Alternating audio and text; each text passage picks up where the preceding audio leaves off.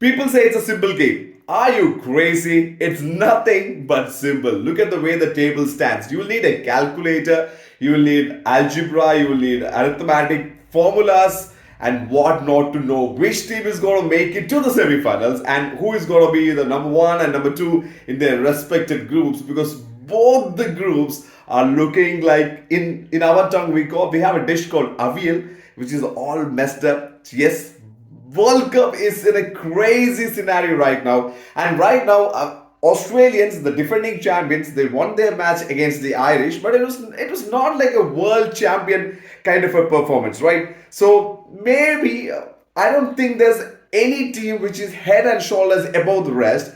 Pre-tournament, England was looking really nice, but into the tournament, the South Africans are looking like the most perfect team, or let's say because of their fast bowling artillery, what they have, it gives them a slight advantage. Pakistan had a brilliant pace attack that could actually match the South Africans, but they are in a pickle right now.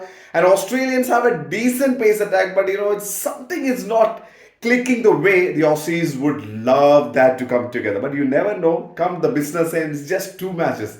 Reach the semi-finals, play the semi-finals and reach the finals, and just one match. Play the finals to the best of your ability, and yeah, you never know. You will be the world champions. Then, like in 4 years' time, nobody will be counting on all the mathematical equations or something. They'll just remember 2022, the World Cup in Australia. This team won. So that's how crucial the tournament win is going to be.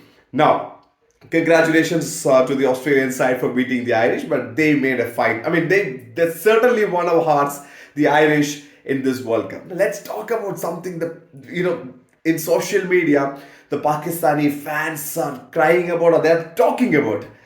Remember the 2019 50 over World Cup? It was a similar scenario where Pakistan was kind of in a spot, and it was India and England. And in that match, remember, Pakistan was cheering for India because if India wins, they had a big chance to actually qualify to the semi-finals. But England defeated India, and then in 2019 they said, "Oh, India lost that match on purpose. How can they lose the match? They were in good shape, they were in good form. They did not lose them. They just threw the towel." Right now, the social media trolls are kind of similar, where the Pakistani fans and some of the critics, they're coming out saying, "Virat Kohli is a very good fielder. How can he miss that catch? Rohit Sharma was missing an easy run out. Arey yaar, dukh to hame bhi hota hai. It hurts us. We wanted to win the match, but well, it wasn't to be." But the scenario is similar. But then when we look back into the 2019 World Cup, the third team that was in that triangle, the love triangle, India, Pakistan, and England, they went on to win the World Cup, 2019 50 over World Cup. Now it is South Africa who is the third wheel in this love triangle between India and Pakistan. But you never know what's going to happen.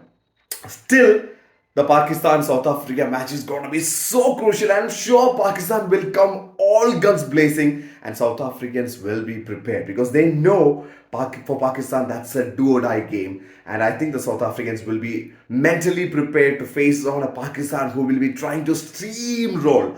But off late, I think the South Africans have a better temperament, but you can never know because Pakistan is such a quality side, and in big tournaments they always have something going for them. But this time, I think the first two games and them losing the matches, it's gonna maybe play a little on the play points table. But India, it's actually straightforward.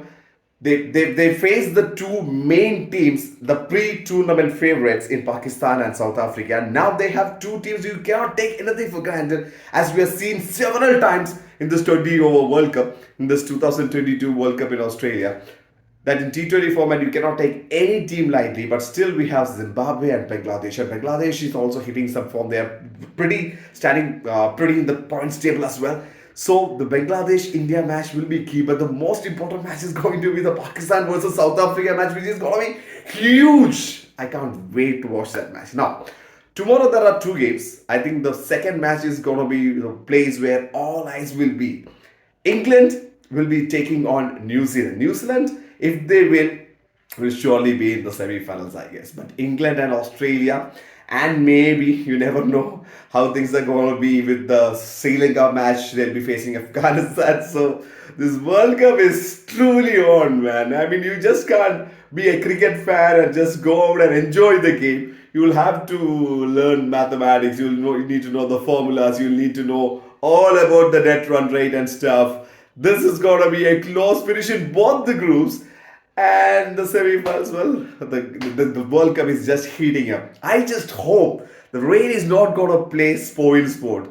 The rain has already did its part. It has made it all complicated like Aviel. But I hope they're not going to mess it up now. So let the rain stay away and let us see some beautiful contest between the bat and the ball. The ball is certainly doing some talks. The ball at times is snipping, it's bouncing like we saw in Perth, and at times it's moving, and that's good fun to watch.